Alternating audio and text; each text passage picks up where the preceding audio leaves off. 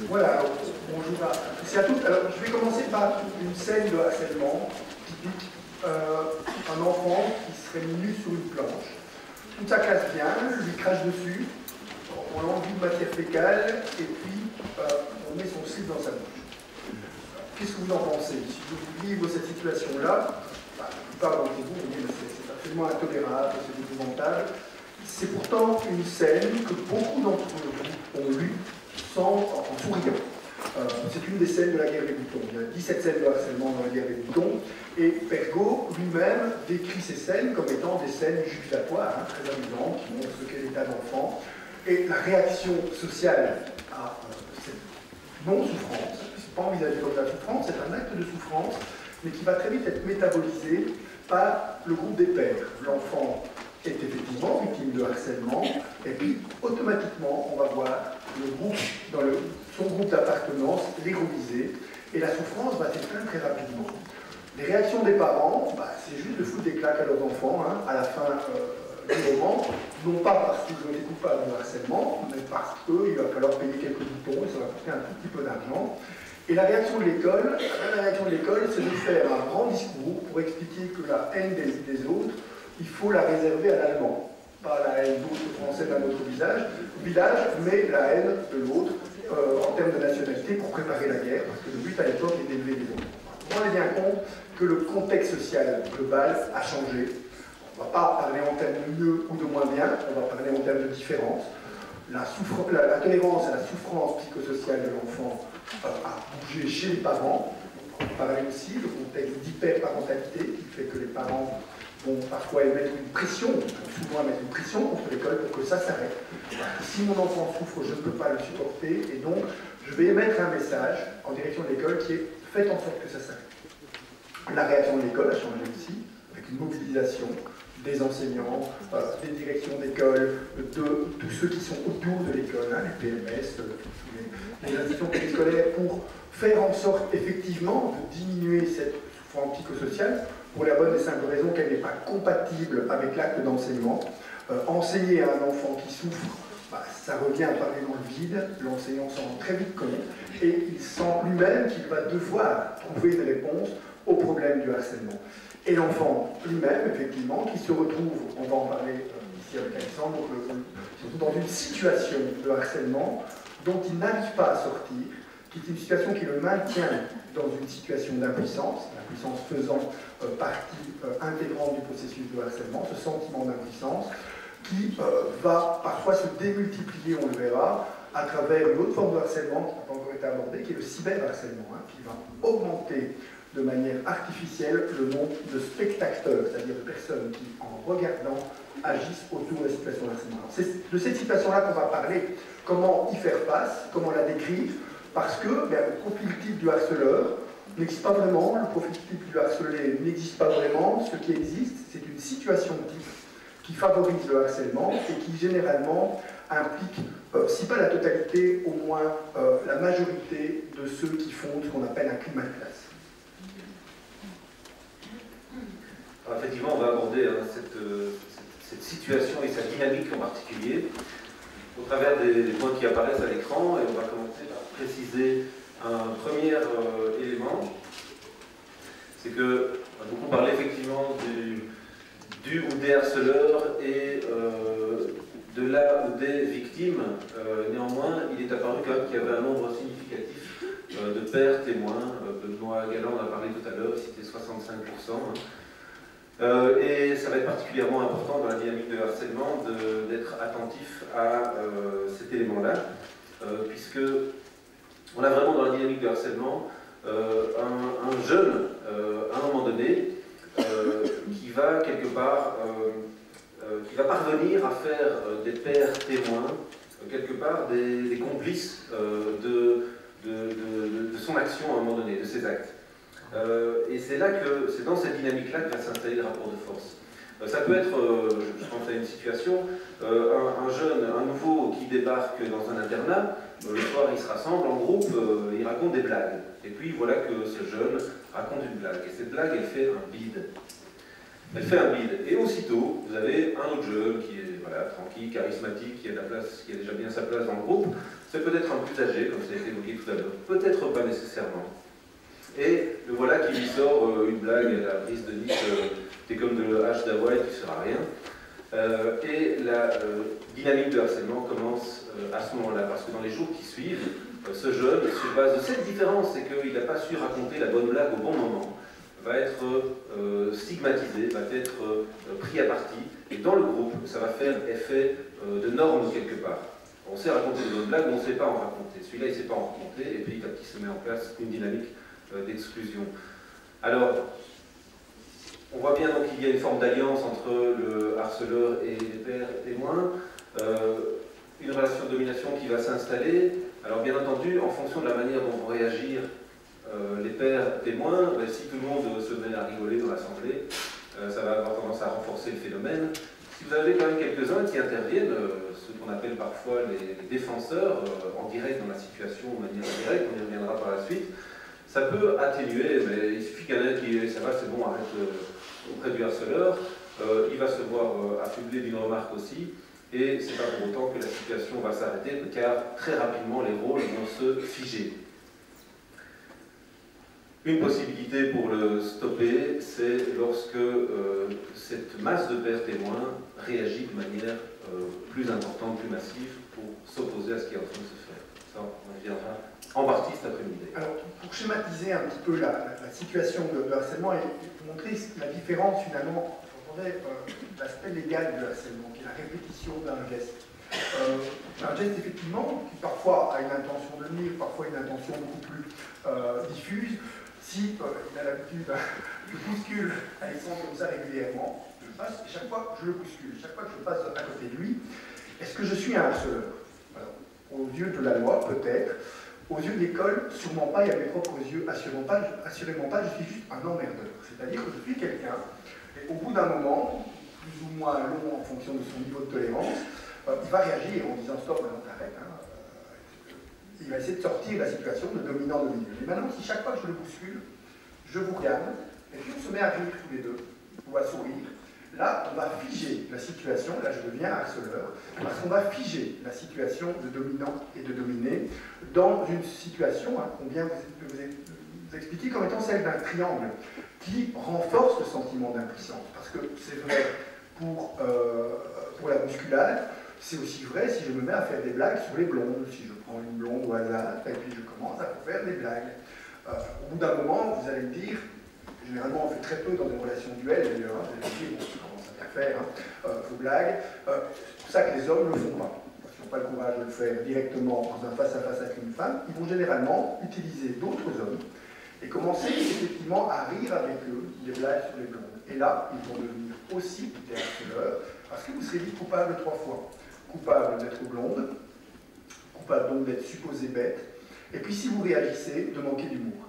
Et c'est là qu'on va fixer et figer des situations de harcèlement chez des individus qui ne sont plus en situation de sortir du contexte harceleur, qui vont faire appel à des adultes, les parents, les enseignants, qui parfois n'ont pas de réponse à donner à un phénomène qui concerne plus que 2 individus.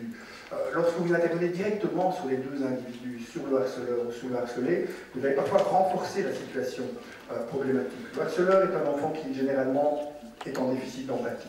Si vous lui dites arrête de te moquer de cette petite fille parce qu'elle est trop grosse, il va vous sortir un truc du style à la Camélière. Arrête de te moquer de ce petit garçon qui est roux, il a qu'à mettre un bonnet ou il a qu'à se faire les cheveux. Et ils vont évacuer en touche, c'est ce qu'on appelle des petits Dr House miniatures. C'est des gens qui font souffler le Dr House finalement. Une petite cour, il va en permanence, il casse tout le monde.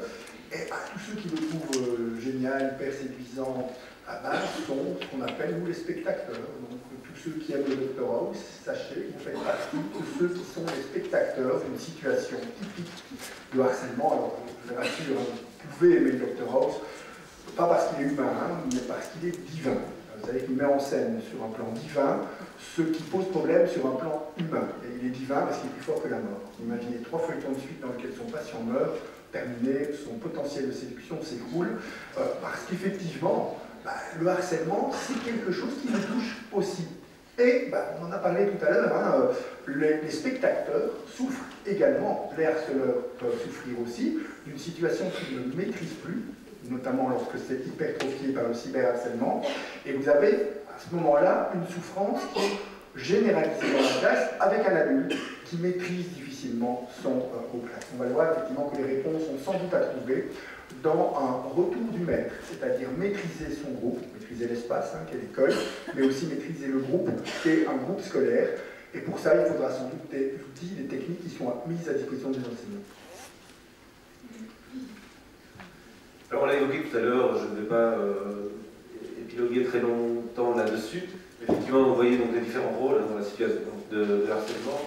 Vous avez des harceleurs avec généralement des suiveurs, c'est aussi comme ça que les rôles vont se figer. Vous avez un harceleur qui est suivi par quelques seconds couteaux, on dira, dans la situation. Des témoins avec différentes postures. Vous avez ce qu'on appelle les outsiders, ces spectateurs quelque part, et avec cet adage qui est quelque part quand on dit mot, on consent, qui amène quelque part à valider la situation à partir du moment où il n'y a pas de réaction, et les défenseurs, soit de manière directe ou indirecte, dans la situation, et la victime. Alors moi je voulais juste vous montrer un petit exemple pour décadrer un peu sur justement ce positionnement possible des outsiders. C'est l'extrait de La chemise rose, et moi je vous dirai un mot juste après, ça dure 30 secondes, alors vous m'excuserez, c'est en anglais, il n'y a pas de traduction en sous-titres, mais je pense que les images parleront d'elles-mêmes, en tout cas j'espère. Nice shirt, queer. If I ever catch you like that again, dead.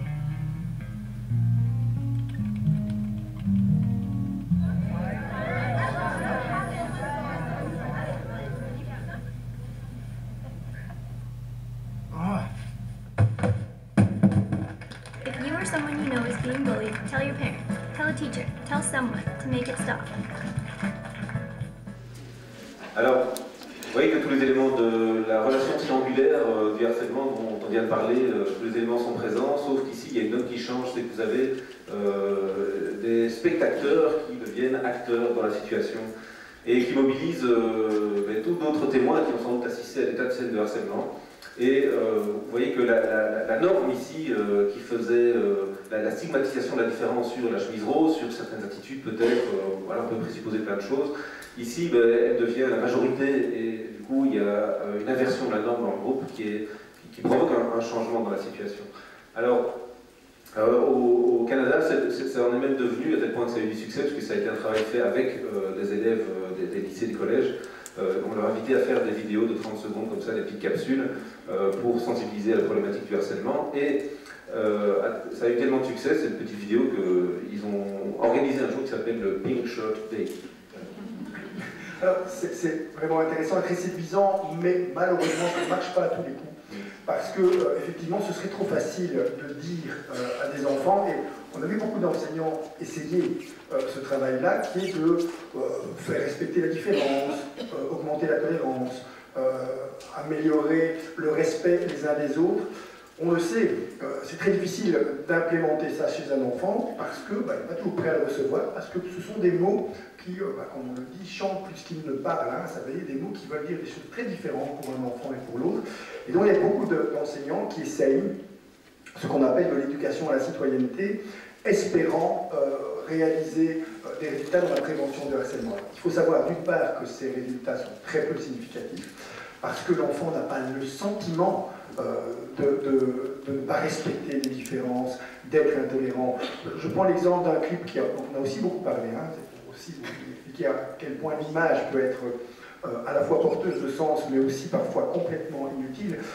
Le clip d'Indochine, dans lequel vous voyez à un moment donné des adolescents harcelés, et là, la mise en scène est effectivement très proche de celle-ci et très valide, et puis ils mettent à mort. À un moment donné, ils crucifient leurs congénères. Évidemment, quand vous montrez ça à des adolescents, ils vont vous dire tout de suite, mais nous, on n'a jamais voulu sa mise à mort. C'est pas du tout ça qu'on cherchait, et ils ont raison. Dans l'agressivité intraspécifique, on ne cherche pas la mise à mort de l'autre, on cherche à le dominer par des comportements agressifs. Vous ne trouverez jamais de lions s'entretuer ou de tigres s'entretuer, ils vont juste se dominer les uns les autres. C'est le même mécanisme chez l'être humain, donc il n'y a pas de volonté de tuer, il n'y a même pas de volonté de faire mal. C'est vrai que tout ça a beaucoup d'intérêt. Il ne faut certainement pas imaginer qu'il faut arrêter l'éducation à la citoyenneté, au contraire, il faut l'intensifier sans doute, mais pas en espérant que ça donnera des résultats rapides et immédiats. Et notamment lorsque on émet ce message auprès d'un parent. C'est terriblement douloureux. Lorsque le parent vient, demande, pas d'un petit garçon roux qui demande à une direction d'école d'arrêter la souffrance de son enfant parce qu'il revient tous les jours en pleurant, et puis qu'on lui donne une réponse qui est du style, vous savez, dans sa classe, on fait de l'éducation à la citoyenneté, on parle du respect de la différence.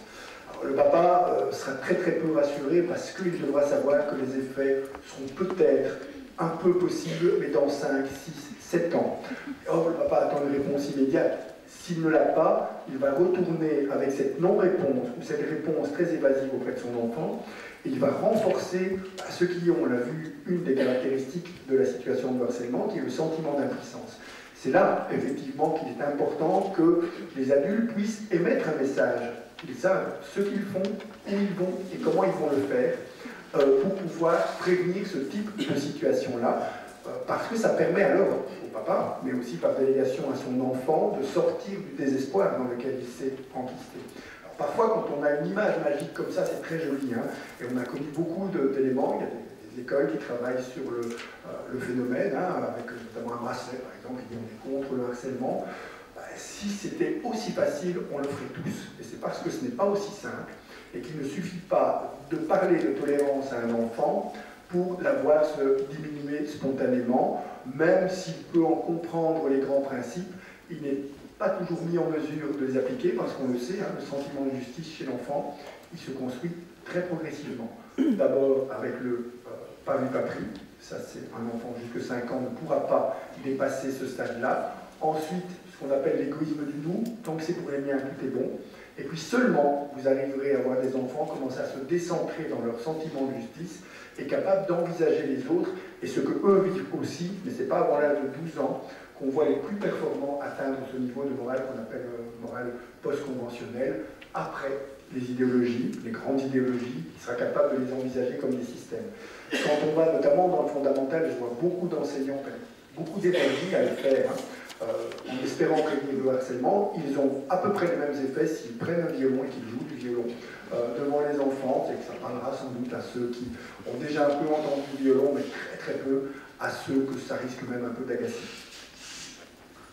Alors, un autre élément ici, je vais vite passer dessus, parce qu'on en a déjà parlé, hein, celui-ci, donc c'est essentiellement que donc la situation de harcèlement se fonde sur la stigmatisation d'une différence, donc je ne vais pas m'étendre là-dessus. Par contre, un autre élément de la dynamique du harcèlement qui va se jouer, on l'a déjà évoqué, mais ici je voudrais aussi vous montrer une petite séquence pour l'illustrer, en particulier si vous n'avez pas encore eu l'occasion de la voir. Et donc c'est vraiment que un des éléments de la dynamique qui va être particulièrement important, c'est cette recherche de soutien, de soutien des pères témoins pour le harceleur, et par le moyen effectivement de ce que Jean-Pierre Bellon et Bertrand Gardet ont appelé l'instrumentalisation du rire, et qui est un élément vraiment à voir à l'œil, parce que c'est un élément qui pourrait rendre en tout cas perceptible éventuellement une partie de la situation de harcèlement. Alors, une manière de le voir, c'est peut-être par exemple.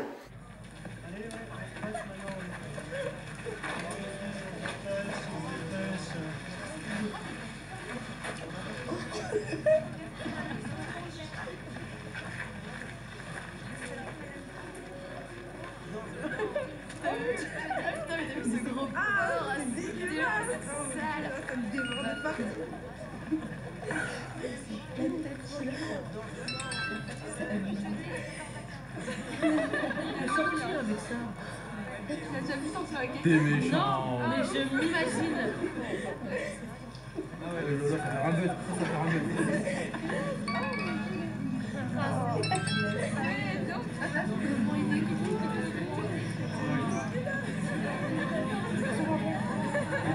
Le ventre quand il dépasse le t-shirt, comment le pauvre il est.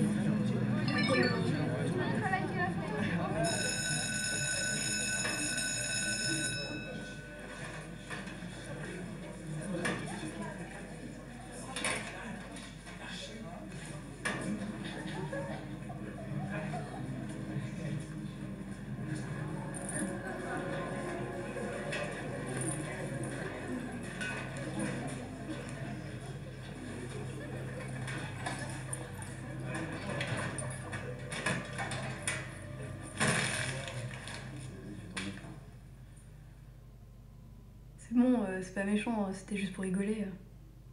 Un enfant sur 10 est victime de harcèlement à l'école. Ces actes peuvent avoir de sérieuses conséquences.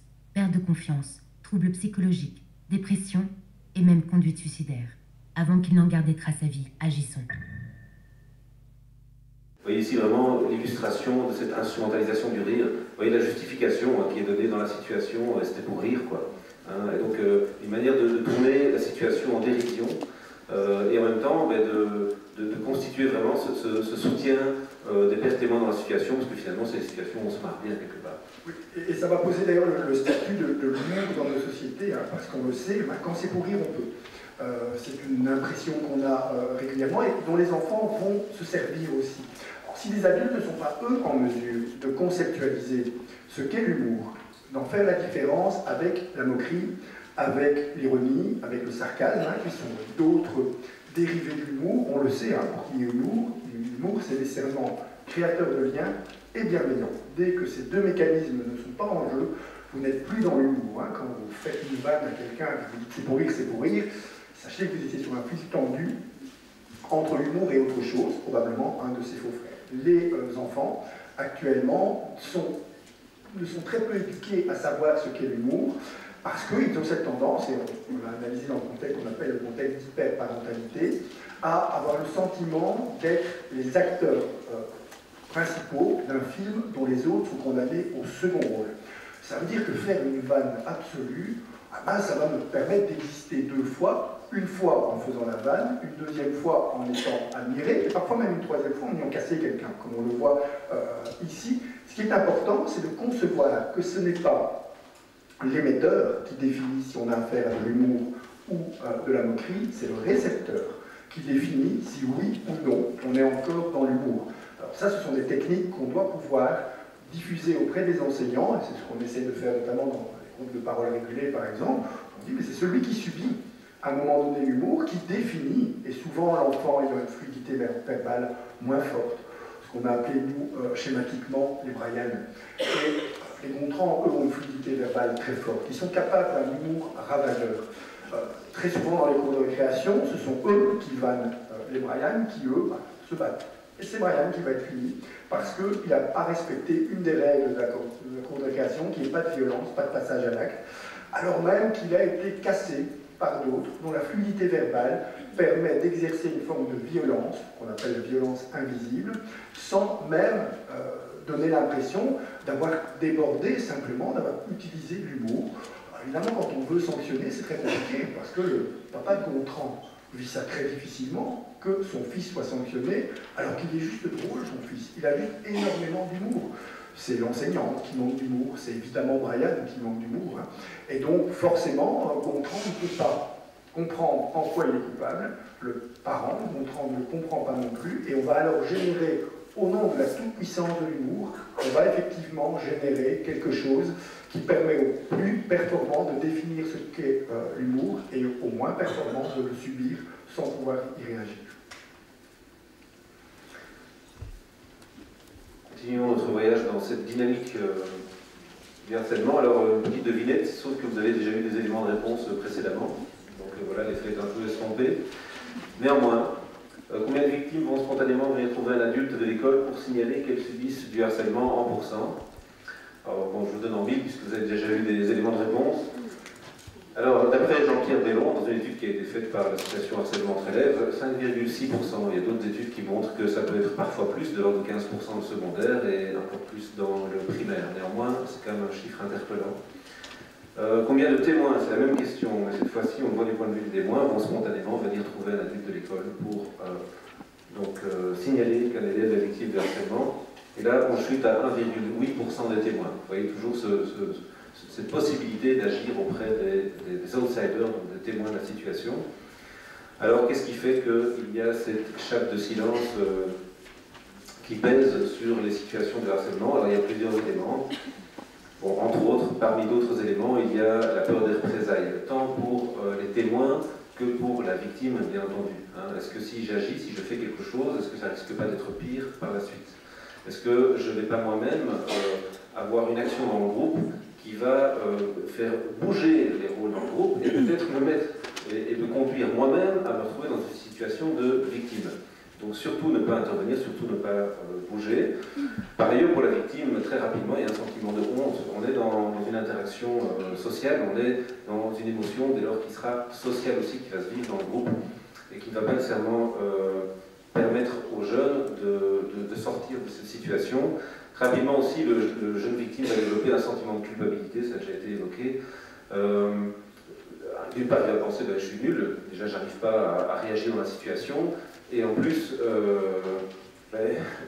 je ne suis pas capable de m'y prendre moi-même, mais donc si j'y arrive pas, et en plus que tous les autres autour de moi me renvoient cette image en miroir, lorsque les témoins ne parlent pas, c'est qu'ils le cautionnent, comme je vous disais tout à l'heure, et donc l'image qui est renvoyée par le groupe, oui, effectivement, tu ne sais pas t'adapter, tu ne sais pas gérer la situation. Mais là, si ce n'est pas le groupe, si ce n'est pas les autres, c'est sans doute moi qui suis responsable quelque part. Et autre élément important, c'est que très rapidement, dès lors, la victime va être isolée. L'isolement relationnel, il ne précède pas nécessairement, mais par contre, il va être particulièrement aggravé par la situation de harcèlement. Ce qui fait que parfois, vous allez trouver, particulièrement dans le début du secondaire, soyez attentifs, par exemple, je vous invite à une manière d'identifier des jeunes victimes de harcèlement, c'est d'aller voir les jeunes qui se trouvent parfois dans les centres de documentation et d'information des écoles ou de la bibliothèque, et d'avoir un œil quand même là-dessus. Tiens, est-ce que ces jeunes viennent régulièrement? Est-ce que c'est pendant les temps de midi, les récréations? Observer parce que ça peut être un indice en tout cas. Victimes parfois perçues comme peu sociales par les adultes, puisque parfois elles vont réagir par l'agressivité, par des comportements turbulents, par de l'impulsivité, qui va être perçue comme des comportements hors normes de quelque part des comportements attendus par les élèves dans la classe ou dans la cour de récréation. Et de ce fait-là, le discours des adultes va être parfois justement dit c'est parce qu'elle a ces comportements-là. Voilà. Alors, le principe aussi, pour rajouter un peu aux données du nombre d'enfants qui parlent, c'est intéressant aussi de savoir à qui ils parlent. Et une toute récente enquête de la KUL montre par exemple qu'au niveau du fondamental, la personne à qui l'enfant s'adresse en priorité, c'est étonnamment son animal de compagnie ou son ours en plus. Parce qu'effectivement, il sait que lui, il ne fera pas de dégâts, quoi qu'il arrive. Je peux tout lui raconter, il ne bougera pas, il ne va pas essayer de gérer maladroitement ce que je vis, et il ne risque pas de renforcer mes difficultés. Juste derrière l'ours en plus, vous avez le groupe des pères, les copains, quelques-uns, à qui on pourrait éventuellement, généralement d'autres dominés, à qui on pourrait essayer de proposer au moins temporairement une alliance pour sortir de la situation, puis seulement après les enseignants, et puis après encore les parents. Pour un phénomène qu'on arrive de plus en plus à identifier, qui est le fait que les parents ont beaucoup de mal à supporter les chagrins de leurs enfants. Et que très souvent, l'enfant est amené, lorsqu'il raconte ce qui le chagrine, à vivre au-delà de son propre chagrin la peine de son parent. Il va devoir supporter les deux, non seulement le chagrin qu'il a vécu, mais la peine qu'il cause à ses parents en ayant vécu ce chagrin. Un exemple récent qui était repris, et très bien repris d'ailleurs par le Nouvel Observateur, qui en a défini différentes composantes, c'est un exemple de cyberharcèlement, une jeune fille qui est simplement filmée par son ancien petit ami en train d'embrasser un garçon, et on diffuse l'image sur un site qui s'appelle Mort aux salopes. C'est peut-être ce site. C'est un site qui permet simplement à tout le monde de se défouler contre celles qui sont perçues comme des salopes. Et vous avez à ce moment-là effectivement une identité qui se détruit très rapidement, puisque sur le cyberespace, on sait qu'on met en jeu non seulement son soi, c'est-à-dire ce que l'on est à travers l'histoire que l'on raconte à propos de soi-même, mais aussi son hyper-soi, c'est-à-dire ce que les autres vont commenter à propos de cette histoire que l'on récite à propos de vous-même. Et donc cette jeune fille est complètement démolie. Elle fait 3 enveloppes. Première enveloppe, mes bons souvenirs avec vous, enveloppe évidemment complètement vide. Deuxième enveloppe, mes mauvais souvenirs avec vous. Elle raconte tout ce qu'elle a vécu, traumatisant dans les mois qui ont suscité ce harcèlement. Troisième enveloppe, ceux qui sont coupables de ma mort. Et elle note le nom évidemment de son ancien petit ami, mais aussi de toutes les copines qui ont fait des commentaires sur Facebook, et de certains enseignants ou de certains éducateurs auxquels elle s'était plaint, et une lettre qui accompagne et qui est vraiment très douloureuse, puisque cette jeune fille explique pourquoi elle n'a pas voulu raconter ça à ses parents, parce qu'elle avait peur de lui causer trop de peine. C'est très paradoxal de se suicider, de créer une peine absolument insurmontable auprès de ses parents, et d'avoir renoncé à leur parler parce que elle aurait dû être confrontée directement à leur peine. C'est ce qui explique aussi la difficulté qu'ont les enfants, je parlais en introduction de la guerre des boutons, là vous racontiez ce qui vous est arrivé, ça faisait de vous un héros, quand vous aviez été martyrisé par un groupe. Actuellement, ça fait de vous un zéro. C'est ce que Alexandre vient de nous expliquer. Si je ne parviens pas à sortir de la situation de harcèlement, je suis coupable parce que j'ai été harcelé, parce que je suis roux, parce que j'ai un surpoids, parce que j'ai des tas de caractéristiques qui peuvent être tout à fait aléatoires. On a connu dans certaines écoles la journée des plus rouges. Le premier qui est un peu rouge, on lui tombe dessus, qui qu'il soit. Et on va le harceler toute la journée. Et donc ça peut être très aléatoire, la caractéristique physique, comme on disait tout à l'heure, une mauvaise vanne, vous devenez celui qui blague mal. Vous devenez celui dont on va se moquer.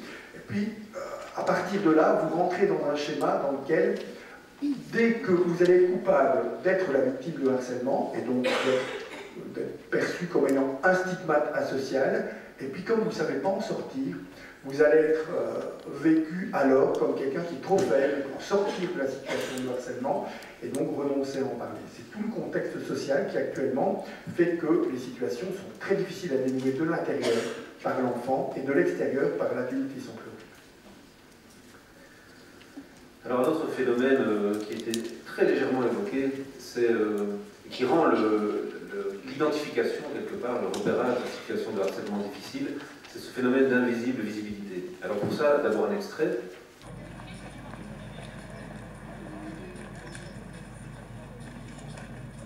Alors Maxime, ça va?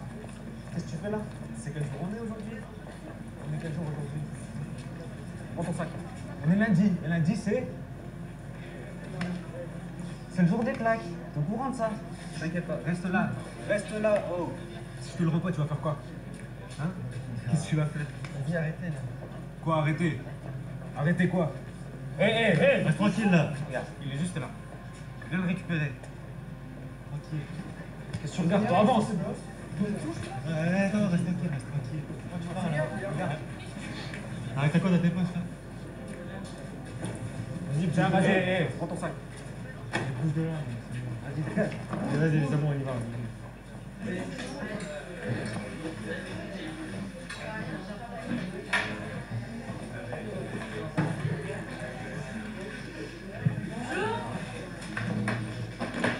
Bonjour. Je n'ai pas accompli cet acte, donc, s'il vous plaît,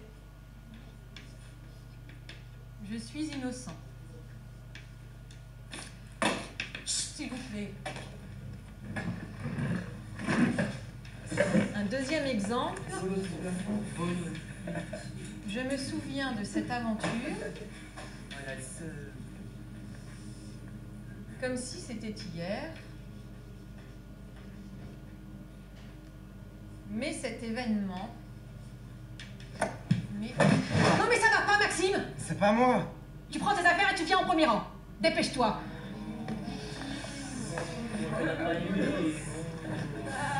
S'il vous plaît, n'en rajoutez pas, s'il vous plaît. On se calme. Elle était un poulet. Alors, je reprends. Nous allons partir d'un autre exemple. Au revoir. Au revoir. Au revoir. Au revoir. Au revoir.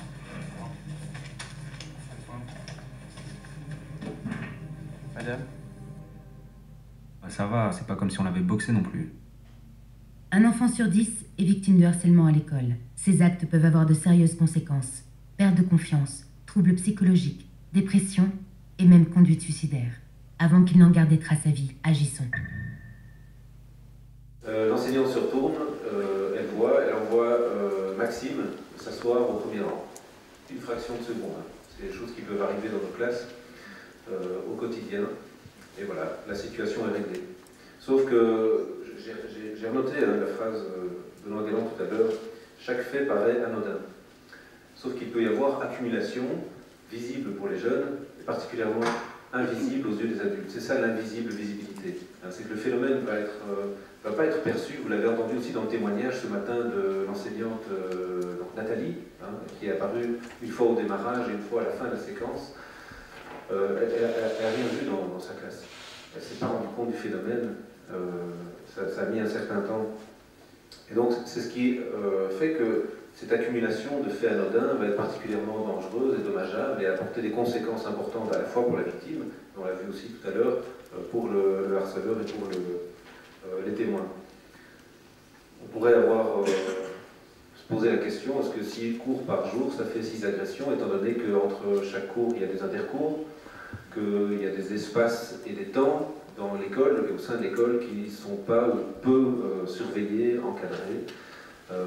Et donc là, on peut vraiment se poser la question, avec des conséquences importantes, parce que les élèves victimes de harcèlement vont vivre un stress chronique, et on sait bien aujourd'hui que le stress chronique est un stress qui a des impacts importants sur la santé, mais aussi sur le psychisme. Alors, ce phénomène d'invisibilité va impliquer que les enseignants puissent disposer d'espaces, non pas dans lesquels ils vont voir, parce qu'on ne peut pas leur demander de tout voir, c'est absolument impossible, mais dans lesquels la souffrance va se révéler. Et cette souffrance ne va se révéler que dans des espaces qui donnent la certitude à ceux qui vont parler que l'adulte maîtrise ce qui se passe. C'est pour ça que nous, on parle de régulation d'espace de parole, parce que si vous faites un espace de parole, vous ne le régulez pas, celui qui est amené à y parler va se dire mais comment est-ce que ma parole va être envisagée, quel résultat est-ce qu'elle va produire. Et donc il est urgent, selon nous, effectivement, pour sortir de ce mécanisme qui rend l'enseignant, évidemment, et le film qu'Alexandre a montré, qui est tiré de ce film Les Claques, dans lequel, à un moment donné, cet enfant va subir des tas de petites vexations continues, l'enseignant écrit, et puis ça se passe dans son dos, évidemment que ça se passe dans son dos, on le sait, les espaces de harcèlement, c'est les cours de récréation, c'est les vestiaires de gym, c'est les couloirs, ce sont les espaces de vacances, c'est-à-dire dans lesquels l'adulte relâche son attention, inévitablement, parce que si la classe, quand il tourne son dos, et on ne peut pas demander à un enseignant d'avoir des yeux dans le dos, de tout voir, de tout observer. On peut simplement lui proposer de mettre en place des solutions dans lesquelles il accepte cette impuissance à tout voir. Un enseignant qui montre ce film, je vous engage vraiment à le regarder, Les Claques, et puis qui le montre au début de l'année en disant « moi je ne veux pas être cet enseignant-là ». Et pour cette raison, je mets en place un ensemble de mécanismes pour éviter qu'un enfant puisse vivre ça sans avoir la possibilité de le dire. C'est comme ça, effectivement, qu'on crée des espaces qui permettent de révéler une souffrance qui ne peut pas s'observer parce qu'elle est naturellement et ontologiquement invisible. Voilà. Et ce qui nous permet de glisser sur un autre aspect qui est que l'harcèlement il surgit dans un contexte particulier. Et un contexte particulier qui est aussi un contexte où il y a un besoin de vigilance et de présence des adultes. Alors, peut-être que vous avez déjà lu, sinon je vous invite à lire Sa Majesté des Mouches de William Golding, où vous avez en quelque sorte un groupe d'enfants qui vit en toute autonomie, sans la moindre présence d'adultes. Et qu'est-ce qui se passe au fur et à mesure du livre? On se rend compte que ça devient de plus en plus, on va dire, la loi de la jungle, en quelque sorte, la loi du plus fort. Enfin bref, c'est pas très agréable à vivre. Alors on pourrait se poser effectivement la question dans nos écoles, est-ce que parfois il n'y a pas un contexte, alors certes pas analogue à Sa Majesté des Mouches, heureusement, ils ne sont pas naufragés sur une île, mais néanmoins c'est en tout cas d'avoir vraiment bien cette conscience que, quoi qu'il en soit, tout groupe d'enfants, tout groupe d'adolescents, tout groupe de jeunes s'auto-organise. C'est un mécanisme de base de la dynamique des groupes. Et dès lors, il y a vraiment ce besoin d'un regard adulte, d'une présence à la fois cadrante et bienveillante des adultes pour à la fois constituer les groupes, et ce que dit Bruno, le fait de diffuser cette séquence en début d'année scolaire, et puis de concevoir et de construire et de mettre en place un espace de régulation des relations au sein de la classe, c'est une possibilité. Et donc, c'est constituer le groupe en début d'année, certes, mais c'est aussi porter une attention sur le fonctionnement des groupes, le soin en relation pendant l'année scolaire. Les espaces de médiation sont une des possibilités pour pouvoir le faire. Alors, les lieux et les espaces peu ou pas surveillés, on l'a évoqué, donc je ne vais pas y revenir dessus. Et il y a aussi, bien entendu, dans le contexte, c'est le climat scolaire peut avoir une influence, bien entendu, à la fois en différentes choses. Est-ce qu'effectivement il y a des lieux d'expression et d'écoute ouverts pour les jeunes, d'une part, quel est le degré de tolérance à la différence dans l'école? Est-ce qu'on est dans un climat plutôt compétitif ou un climat coopératif, ou est-ce qu'on offre plusieurs modèles? Quels sont les modèles de gestion de conflit aussi au niveau des adultes en tant que tels? Comment est-ce que les adultes de l'école et de l'environnement de l'école gèrent leurs conflits? Ça peut avoir un impact particulièrement important aussi. Les modalités d'évaluation et de communication des évaluations au sein de l'école aussi sont des phénomènes parmi d'autres qui peuvent jouer. Et pour rebondir sur ce qui vient d'être dit et rappeler ce que Benoît Galland dit ce matin, en termes de... Il n'y a pas d'école qui échappe à ce phénomène, il n'y a pas un profil sociologique. Hein. On pourrait imaginer que les écoles, il y a une population plus favorisée, sont plus protégées, c'est pas vrai. Et on constate même plutôt une tendance inverse, parce que les écoles puérocentrées, c'est-à-dire qui ont tout centré la pédagogie sur l'enfant, ont généré des espaces de parole multiples. Hein. Il y en a énormément, c'est pas eux qui manquent, mais c'est des espaces de parole dans lesquels l'enfant, ayant le pouvoir, reprend le pouvoir. Il faut savoir que si vous mettez en place un espace de médiation, de discussion avec des enfants, 80% du temps de parole va être pris en charge par 20% d'entre eux, les plus puissants, ceux qui ont le plus de pouvoir, ceux qui parlent le plus facilement. Et donc c'est une illusion démocratique. Hein. J'aime beaucoup Sa Majesté les Mouches parce qu'elle montre effectivement que les enfants livrés à eux-mêmes, c'est soit le chaos, c'est le mieux, mais au pire c'est la tyrannie. Et dans Sa Majesté les Mouches, il y a quand même 3 morts. Parce que les enfants, en groupe, ont évidemment besoin d'un encadrement adulte. Et donc une pédagogie puérocentrée produit de très très bons résultats, pour autant qu'il y ait des espaces dans lesquels l'adulte reprend la maîtrise.